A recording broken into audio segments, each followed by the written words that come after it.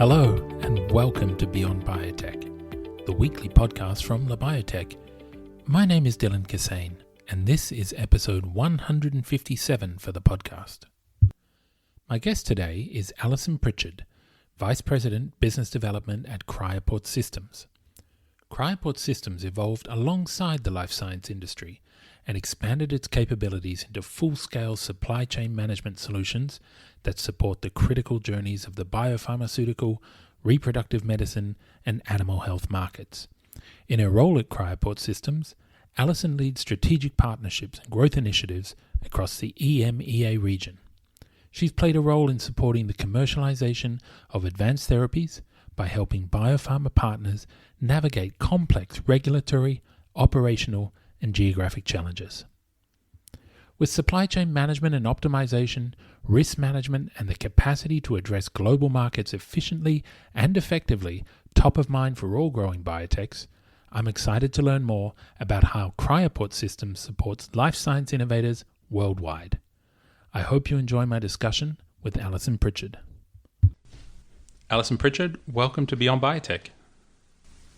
Hi Dylan, thanks for having me. It's good to be here. Alison, why don't you tell me a little bit about your role and what you do at Cryoport Systems? Yeah, sure. So I'm the Vice President for Business Development here at Cryoport Systems.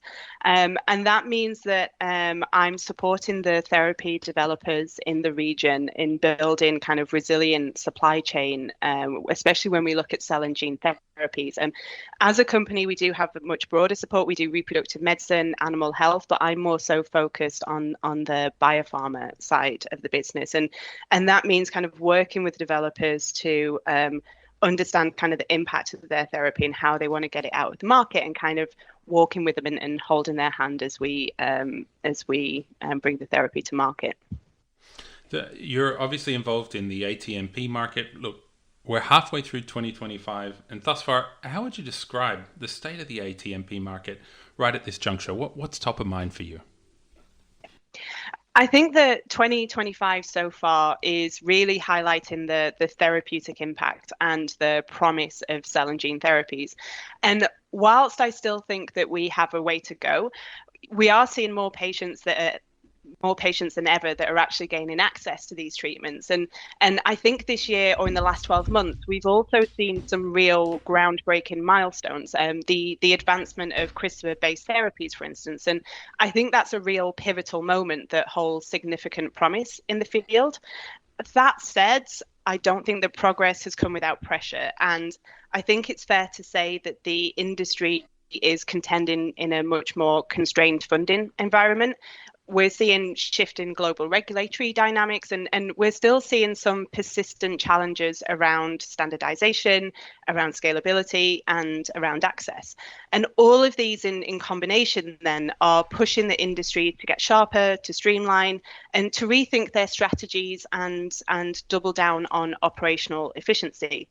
And as for what's top of mind for me, then, it's balancing the two. It's the pace of approvals and of innovation, and the need to expand patient access with building sustainable infrastructure, operations, and flows that can then support the long-term scalable delivery of these therapies. You mentioned a couple of things there. Are these the key trends that are shaping the market here in EMEA compared to other regions like North America, APAC? Yep. Yeah, and I think they are. And there was a great publication that was put out recently by the Alliance for Regenerative Medicine. It's their EU policy blueprint. And this does a great job of outlining some of those key trends and differences. And what stands out is that the ATMP sector in Europe is at a real pivotal point. There's huge potential here in this region. We've got really strong scientific capabilities, there's robust academic networks, and we are strong in that initial innovation that's coming out of the region. But the blueprint also calls out some persistent challenges as well. There's structural inefficiencies, there's fragmented regulatory approaches, and there's also a lack of coordination across the member states. And all of these then contribute to a less funding environment. European developers historically have tended to raise smaller funding rounds than their North American counterparts, for instance. And that, I think, has historically led to that promising innovation that we see in the EU region, then leaving for clinical development elsewhere, such as in the US. That said, the paper or the blueprint does make an important point in light of the current geopolitical dynamics as well, in that Europe now has an opportunity to really reposition itself. It highlights that if all stakeholders can align around certain common goals, from policy to infrastructure, then the region could really solidify its position as a global leader in the ATMP space. What about advancements in cell and gene therapies? How are they influencing the demand for these pretty specialized supply chain solutions? Yeah, these therapies do come with a unique set of challenges. They are often highly sensitive, they have short shelf lives, and in many cases, if we're looking at autologous therapies, for instance, they're also made for a single patient. And that means that the traditional one-size-fits-all pharma model just doesn't work for these therapies. Instead, they need systems that are controlled, that are adaptable, and ones that can respond to changes in things like patient scheduling, in manufacturing timelines, or in customs delays as well. It's not just about the temperature control anymore. It's maintaining the chain of compliance throughout. It's tracking every movement in real time. And it's also ensuring that you have contingency plans in place at every step. With the cell and gene supply chain, I think we're no longer just movers of material. You have to be integrated partners in the therapy lifecycle. And the therapy developers themselves, they don't just need logistics support anymore. They need regulatory guidance, there's risk mitigation, there's data transparency. And you also need the strategic foresight to be able to scale and support those programs globally as they expand. And with these therapies, I think the supply chain then becomes a much more strategic driver of success to make sure that we're ultimately protecting the promise of the therapy. You mentioned regulation there. Let's dive into that a little bit. What are the sort of regulatory trends or updates that are going to be impacting industry players in bringing these therapies to market? And I guess specifically to Europe in this case. Yeah. I would say that the biggest regulatory changes that developers face, specifically in the European region, is fragmentation. As whilst the EMA provides a centralized approval for ATMPs, each European member state still enforces its own measure around certain aspects like pricing, reimbursement, local implementation, and also customs clearance.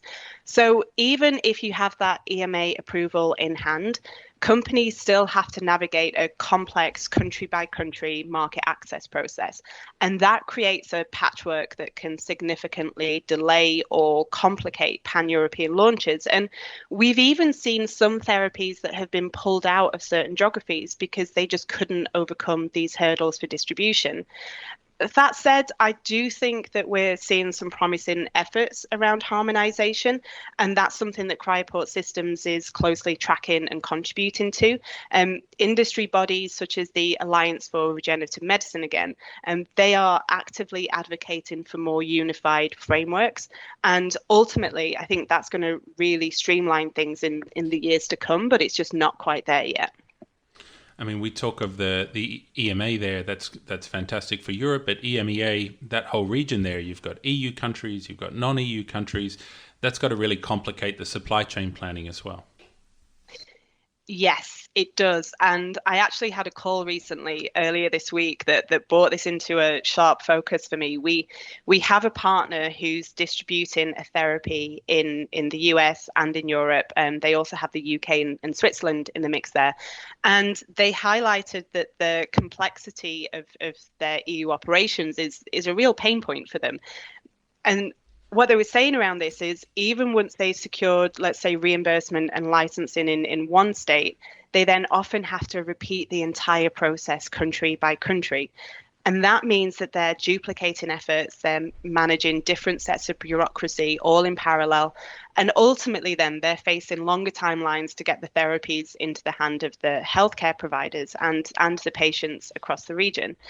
And when you do step outside the EU into the UK or Switzerland, for instance, or in the Middle East, that fragmentation then becomes even more pronounced. And what that really means is companies can't just rely on a single supply chain model across the region. They have to have tailored country-specific approaches, considering certain ports of entry, for instance. And that all adds complexity, it adds cost, and it also adds potential risk if it's not something that's accounted for early in the planning stages. You mentioned a client of yours there. Maybe you can dive a little bit deeper. Can you share an example maybe of how you helped a client navigate a regulatory hurdle right here in the region? Mm-hmm. Yeah, sure. There's one example that comes to mind which involved a therapy developer who was preparing for a multi-country clinical trial in Europe. And they're working with an autologous cell therapy and needed to move patient material across several EU and non-EU borders, and that includes the UK.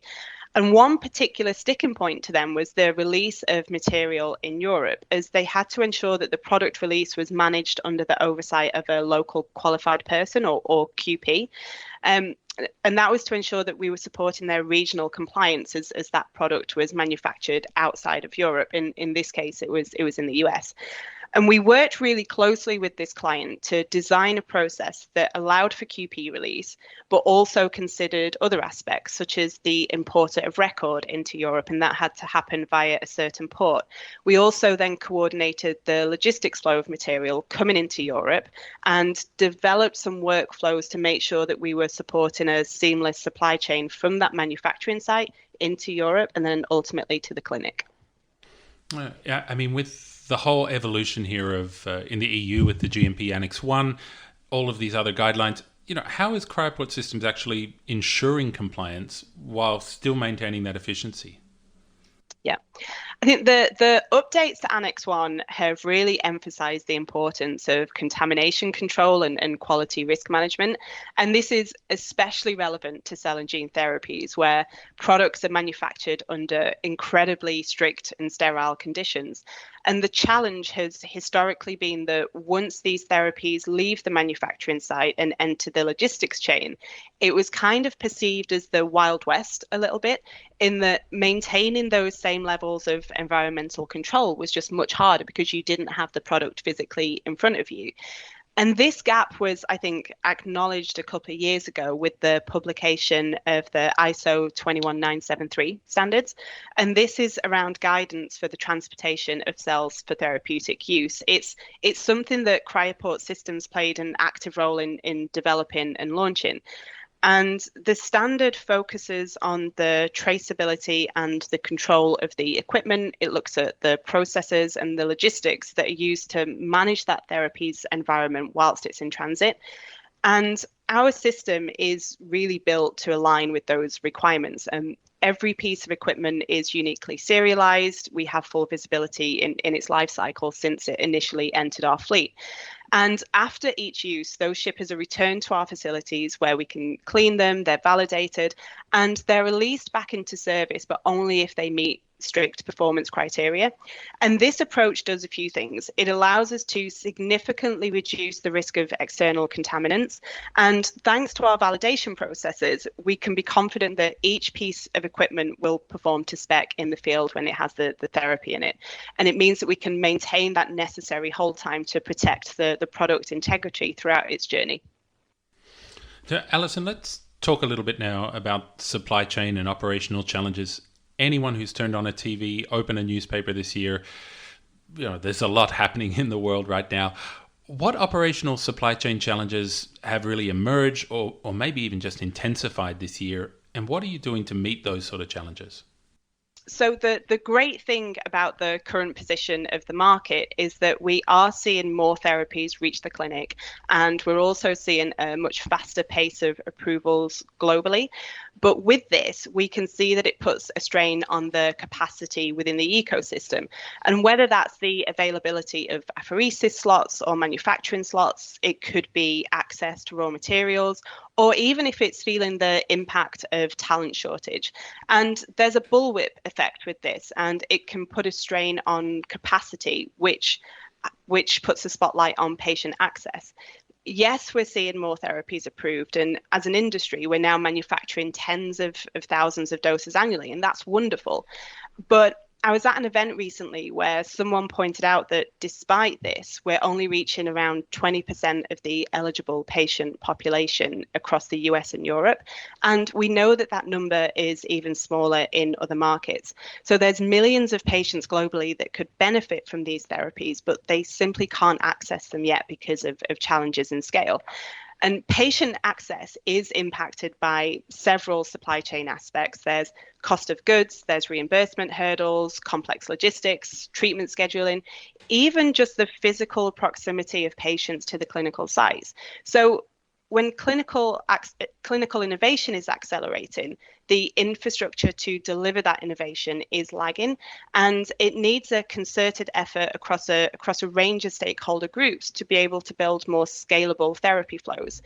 And as for what we're doing here at Cryoport Systems, we're really making sure that we do build in scale to everything that we do. And whether that's expanding infrastructure or looking to future-proof some of our systems, if it's launching new models that make for easier logistics flows, and also really just ingraining ourselves in the industry so that we can understand what those supply chain challenges are that people are feeling, and what we as an industry player then need to do to help them overcome them. You mentioned temperature control there. This is something that's incredibly complex, notoriously complex. What specific pain points are biotech companies facing to ensure product integrity right across their supply chain? When you're dealing with ATMPs, you're often talking about materials that are incredibly sensitive, even if it's a few degrees out of range and you risk losing the whole batch. And that's not something that's just financially expensive, but it's potentially an irreplaceable therapy for a patient. Biotech companies then are under huge pressure to make sure that these therapies stay within strict temperature ranges, and that's right from the moment that they leave the manufacturing site up until delivery at the hospital or the clinic. And that's across borders with varying regulations, paperwork, and customs processes. And that's not always straightforward. So really, for biotech organizations, I think unless you've got the right expertise, systems, and partners in place, there's a very real risk to product integrity. And in this space, I think that's just not something that you can afford to get wrong. Cryoport Systems has got some technology there, though, like your real-time tracking, you've got cryogenic storage solutions. How do they help companies address these sort of challenges? Maybe you can tell us one case where it worked really well. Yeah. We've built our entire supply chain platform around solving exactly these kind of challenges. Our packaging solutions are designed to maintain strict temperatures for extended periods, depending on the requirements for an individual's therapy. But it's not just about monitoring the temperature and the condition throughout the journey. It's also about providing the data and the evidence to prove that it stayed within range for the entire time, the entire journey. And that's where our integrated condition monitoring system comes in. Every shipment then is tracked in near real time, and it's not just temperature, but we also look at geolocation, there's orientation, humidity, and we can even identify when the ship has been opened. This level of data then gives developers and clinics peace of mind, and ultimately it helps with compliance. If a regulator were to ask for proof of temperature for an individual therapy or shipment, we can produce a complete audit trail of the temperature of the journey throughout. And if something unexpected were to happen en route, our customer service team is notified immediately and they can step in before it becomes a problem. And this extends into our bioservice and storage capacities as well, where we have visibility on the conditions and validated systems in place to notify us of any potential exceptions. And as for a success story, This is really our bread and butter. It's what we do every day. And with that, we're supporting 18 commercial therapies and 711 clinical programs now, supporting developers in shipping their material in controlled temperatures. We're providing visibility on the shipper throughout. And it means that when that shipper does reach the clinic, they can easily see the entire journey. They can confirm that the necessary conditions were met, and they can then proceed to use the therapy with no delay in having to obtain that data. You know, all of this sounds fantastic at scale, but we've also got this rise in really personalized therapies as well, just therapies for just one patient. How are you adapting your processes to handle smaller, really patient-specific batch sizes? Yeah. We already have a lot of extensive experience in supporting these patient-specific or autologous therapies. And this is something that's heavily impacted our evolution as an organization. We partnered with some of the earlier cell and gene therapy players when they were still in their clinical stages. And we were with them as they advanced through to commercialization of their products. And we're still supporting them and working with them now. And with auto products, timing is absolutely critical. You know, you're not just managing a shipment. You're having to synchronize with a patient's clinic appointment for apheresis collection. The shipping of their cells then to meet a manufacturing slot, and then ensuring that the therapy returns to them in time for reinfusion. And every link in that chain has to be really tightly coordinated. To do that, we work very closely with therapy developers to map out each step in that journey and to understand the exact flow of material. And that's whether it needs to ship at 2 to 8, at ambient, -60 to -80, or in cryogenic conditions. We have to understand the schedules, for instance, when the courier should be at site to pick up and when the material has to be delivered. And it's building a truly integrated approach that ensures that the material, and that's whether it's patient material going into manufacturing or the final product coming out, gets where it needs to be exactly when it needs to be there. And the other thing to mention is that fresh starter material can also introduce a lot of complexity, especially in an autologous supply chain, because there's only a really narrow window to get that material into manufacturing whilst it's still at optimal quality. And we're seeing some players in the market move towards cryopreservation of this material. And that's exactly why we developed IntegraCell, which is our platform designed to bring standardization and control to the cryopreservation of patient apheresis material. And again, by introducing the consistency at this early stage, we're then reducing risk and cost, and I think creating a stronger foundation for the therapy down the line. It sounds like there are constant improvements to the product and to the service. I guess what sort of lessons have you learned this year about resilience in supply chains, especially for these really temperature-sensitive therapies? Yeah. So I've been kind of in this space for a few years now, but a key thing that I've learned this year is that even the most meticulously planned supply chain can be vulnerable to disruption. And you know, I've already said for time and temperature sensitive therapies, resilience is an absolute necessity. And this means that you have to design a supply chain that doesn't just rely on a single point of failure. It means that you have to design one that involves having contingency plans and communication built in. And I don't necessarily think the communication is something that players always think about when they are designing this. Interestingly, I think it's the most rigid operational workflows that can sometimes be the most brittle. I think they are efficient and perhaps work beautifully until they're stress tested. So I think you have to build in flexibility, but make sure that you're not compromising on either quality or control. And the margin for error is tiny, and the window for a response can be incredibly short as well. And I accept that you can't predict every scenario, but you can build in a system. And more importantly as well, I think you can build a team that's agile enough to make sure you're effectively responding when the unexpected does happen. Maybe tell me about a special case where your systems, the proactive risk management strategies, prevented a disruption in a supply chain. Mm-hmm. There's been a couple of cases of this recently, but there is one that really stands out to me. And it's where we had a client who's a therapy developer, in this case, an allogeneic therapy developer, who they had a well-established and operationally sound supply chain strategy. It had worked for them for a couple of years. But then there was an unforeseen site and company closure, which just disrupted their operations overnight. And with that, there was critical materials, including a manufactured therapy, that had to be transferred out of that facility with almost no lead time. And thanks to the dedication and the fast response of their own internal teams and the strength of the relationship and trust and communication that they built with the team here at Cryoport Systems, in partnership, we were then able to execute a really rapid contingency plan with no impact on clinical timelines or on the patients who had already been enrolled in that clinical trial. And for me, this experience really underscored that supply chain resilience isn't just about having the infrastructure in place or having the right SOPs. It is about the strength of the partnership. It is about communication, and it's about the preparedness of the entire ecosystem. And it showed to me that the more resilient supply chains are the ones really where people are aligned and ready to act fast.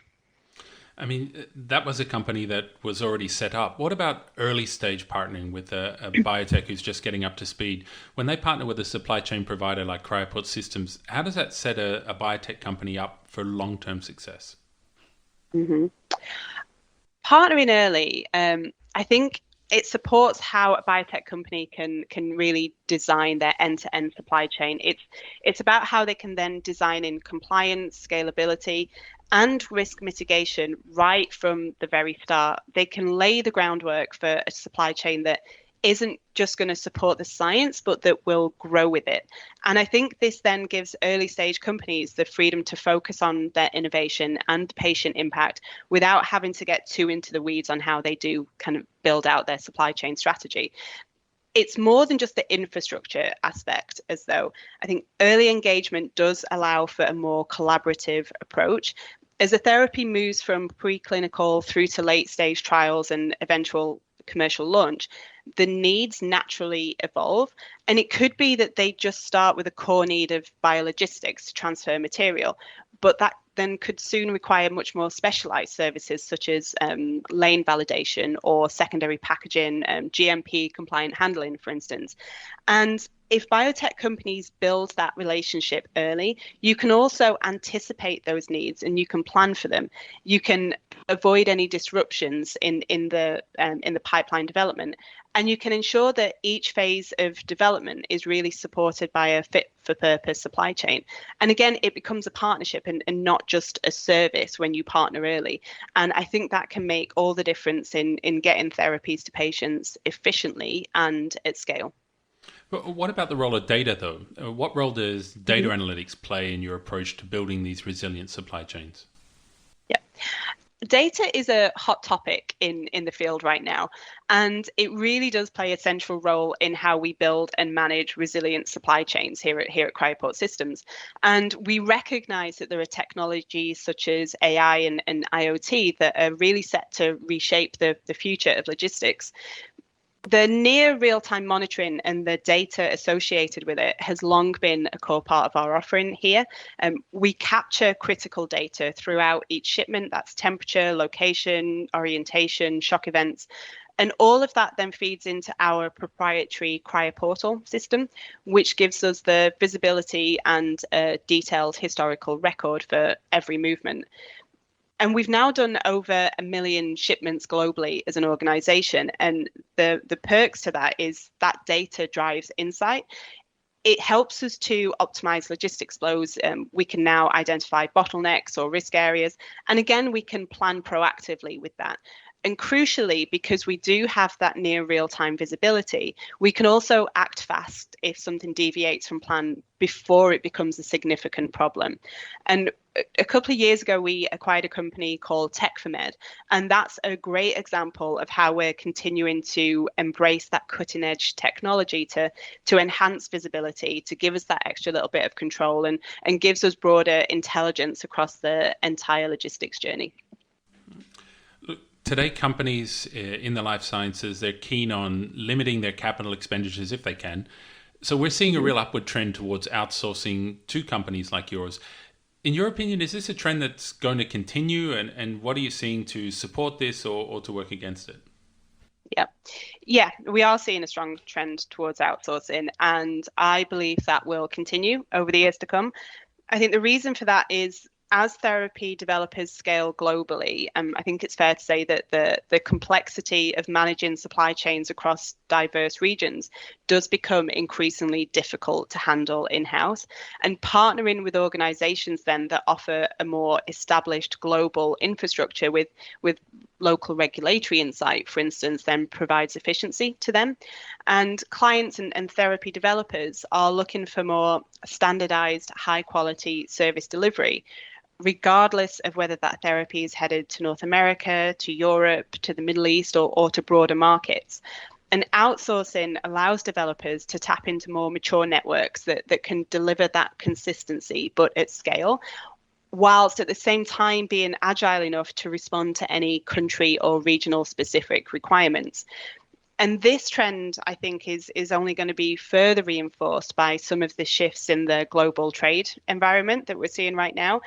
As trade policies evolve and admittedly as geopolitical pressures impact operations, I think outsourcing becomes a strategic necessity to de-risk any clinical or commercial plans. And working with partners that already have that robust global operation then allows these developers to maintain their timelines and to mitigate disruptions without impacting the quality or the integrity of their product. So you mentioned de-risking there. How does outsourcing to a specialized provider like Cryoport Systems reduce risk, but also cost for biotech companies compared to doing it themselves in-house? Mm-hmm. I think it allows developers to plug into a global and pre-validated network. It can give immediate access to what has already been a purpose-built system, and it can also give access to highly trained teams without the need to develop that in-house. Instead of using CapEx, for instance, to build storage facilities or to build shipping fleets, by outsourcing, these companies can convert this initial upfront and potentially quite significant fixed cost into variable ones, just paying for what they need and when they need it. And again, it's about flexibility. They're maintaining flexibility as their pipelines grow or as they pivot. And it means that they can tap into existing operational models, which ultimately I think can offer certain scale efficiencies. Specialized providers such as Cryoport Systems as well have critical insights into the field. So for us, we know where there could be risk or pain points in a therapy supply chain, and we do have the experience from that million shipments that we've completed. And it means that we can offer informed guidance to build more risk-averse solutions. And it's not just outsourcing then the need for that physical infrastructure, but it's also the less tangible assets as well. It's the knowledge built and the lessons learned over time. This outsourcing trend, though, are there specific types of companies? Are they startups? Are they really established players? Who's driving this in EMEA? Mm-hmm. Mm-hmm. We're actually seeing a mix. I don't just think it's one type of company that's driving the trend. We're seeing both early stage biotechs and more established players look to outsource, though admittedly it is often for different reasons. I think if we take startups or smaller companies, they may not have the infrastructure or the licenses or the in-house expertise to manage things like GMP storage or complex cold chain logistics. And for them, outsourcing is the most practical route because, again, in those early stages, I think it's really important to stay focused on the innovation and on the development of the therapy. Larger, more established companies, for instance, they may have the internal capacity, but they still look to outsource when it comes to scaling or entering new markets or managing specialized tasks like sterile kitting, for instance. And again, it's about flexibility and de-risking and being able to adapt without overextending their existing resources. And ultimately, we've shaped our platform in direct response to what we've learned from our clients across all company types, from the small biotech to the large pharma, to make sure that we are supporting them as they grow and as their pipeline progresses. I guess the really big question I've got then is, what makes you so different? Why is your end-to-end solution, why is it so different to what other people are doing in the logistics providers in this outsourcing market? We're not only a logistics provider. I think that's a key point. It's what we were founded as, but we've really evolved since then. It's much broader now, and instead of being a logistics provider, we're an end-to-end supply chain solutions provider. And yes, we facilitate logistics and we provide the temperature controlled shippers, but we also offer many other solutions that are really key to supply chain success. There's the cryopreservation of starting material, which I've mentioned already. There's GMP compliant storage. We also have secondary pack and label. There's kitting, there's QP release. And all of these are integrated under a single roof, and there are some significant advantages of this. It gives developers a streamlined solution.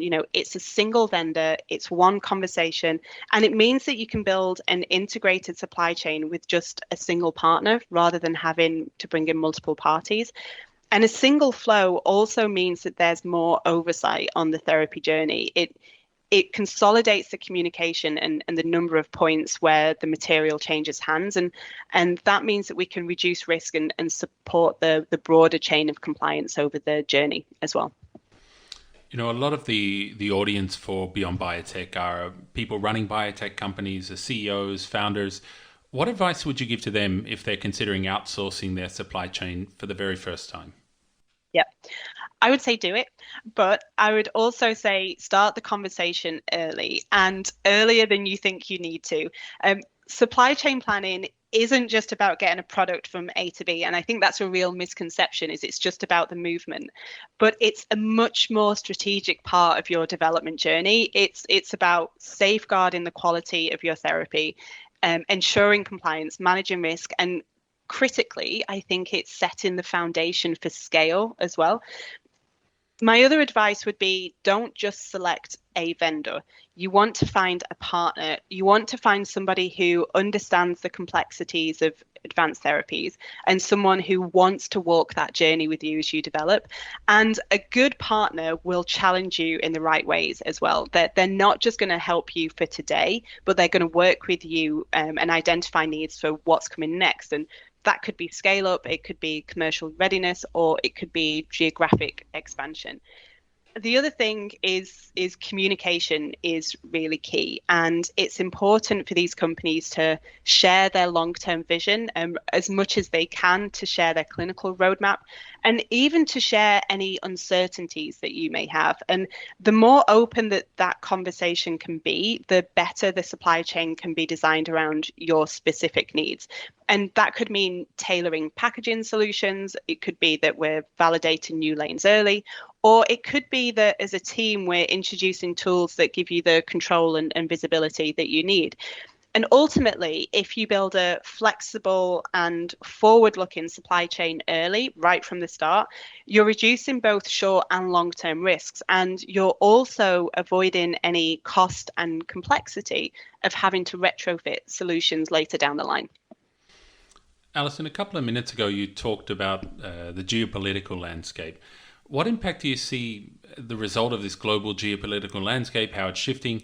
How do you think this will influence the second half of the year here for these supply chains?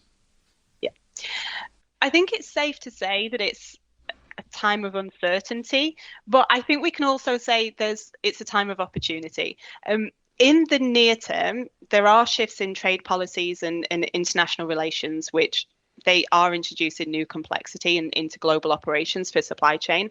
And for cell and gene developers, or for anybody really, but that could mean increased volatility in supply chain, particularly around sourcing critical materials and where we see cross-border manufacturing.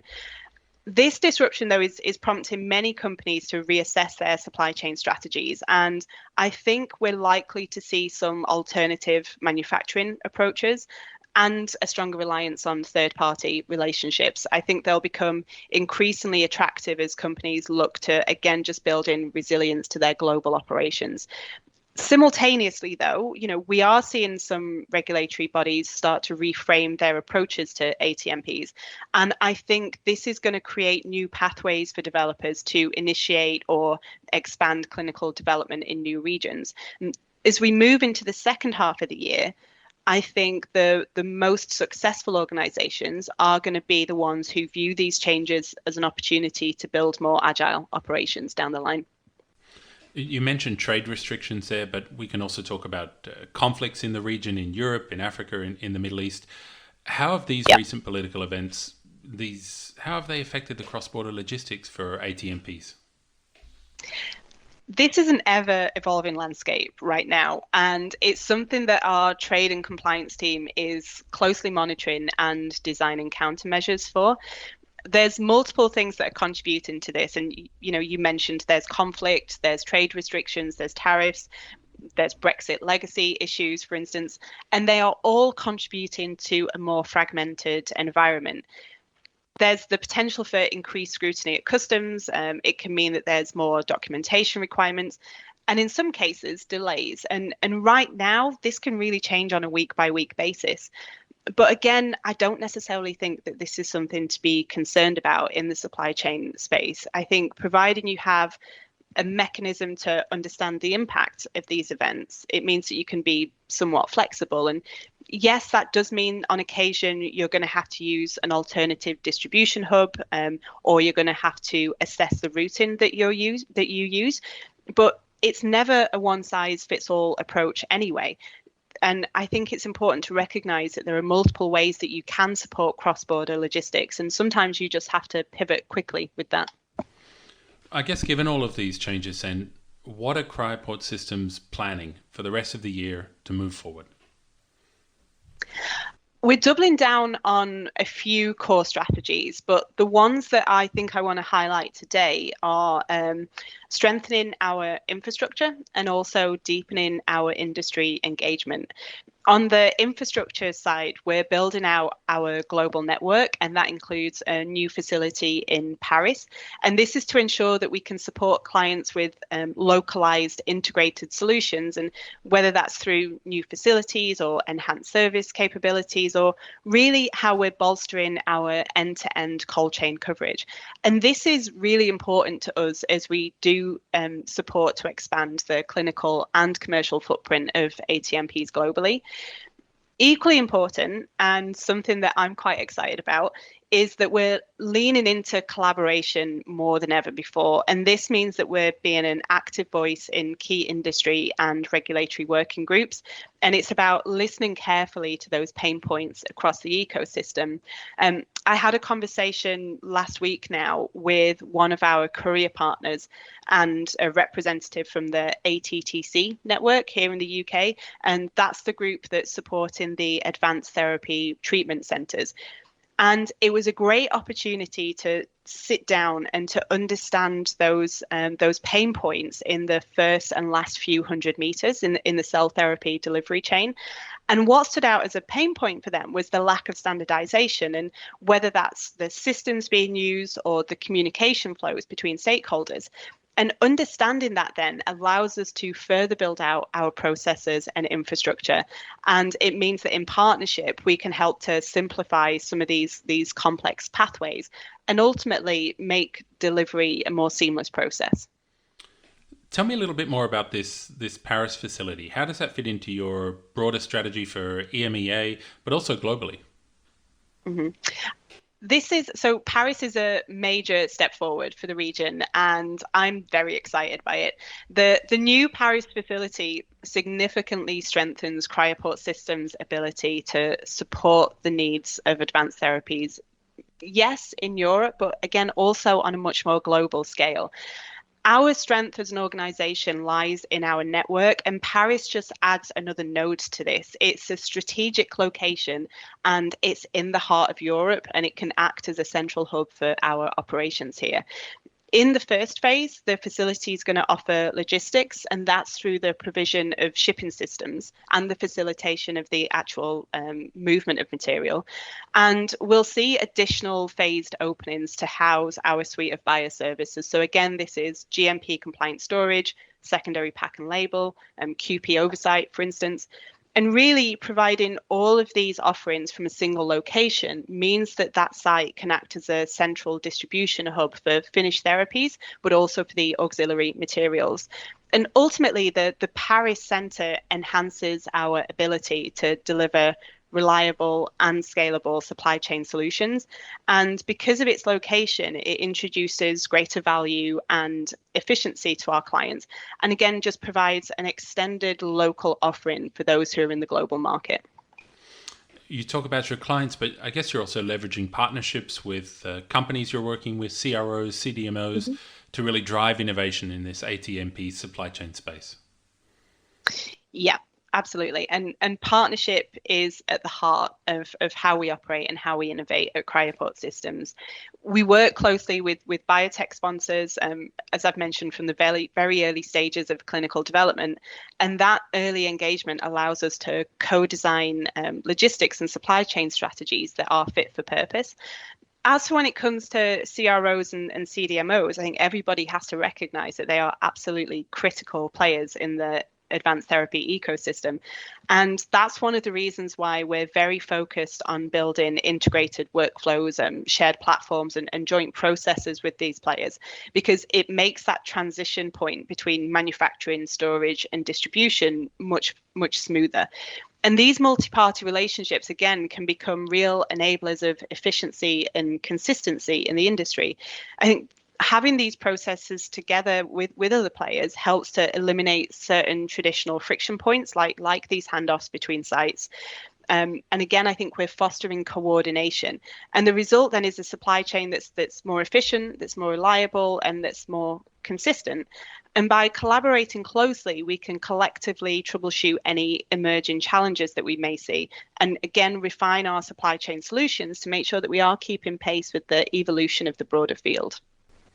Ali, all of this has been it's been fascinating, insightful.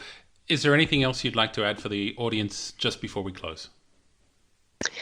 Yeah, I think what I want to say is at the end of the day, the ultimate success in cell and gene therapy is only measured by one thing, and it's how many patients benefit from it. And, that's the goal. That is the North Star that the industry is working towards. And getting there takes more than just great science and innovation. It takes more than having a solid supply chain strategy. It really does take collaboration. I think it's plain to see that this is a field where no one can succeed in isolation. And to truly unlock the potential of these therapies, we need to make sure that we as an industry are working across silos and recognize that we all play a role. And we need to be having the conversations and designing the systems that reflect the complexity of the real world and the therapy on its journey. Yes, we have to know the operational needs and we have to understand the context, but we also need to know the story, and that's the story of the developer or the clinic, that to understand the patient perspective and to see how we all fit together in the ecosystem with other vendors. Why was a therapy developed? Who is it for? What does success look like? And I think it's only when we truly recognize that every link in that chain enables a patient's outcome, we build more resilient systems, more agile networks, more patient-centered strategies, and not just to meet today's demand, but to scale for the future, to make sure that we're helping cell and gene therapies reach all of those that could benefit. Alison Pritchard, thanks for joining us on Beyond Biotech. Thanks for having me. I hope you enjoyed my discussion with Alison Pritchard. If you'd like to learn more about Cryoport Systems, visit www.cryoport.com and explore their end-to-end solutions, request a consultation, or learn about their EMEA capabilities, including that new Paris facility. That's it for this episode. Don't forget to check out all the latest news and analysis at Labiotech.eu. I hope wherever you are in the world, you have a great week ahead. Thanks for listening, and I hope you'll join us again next time for another Beyond Biotech.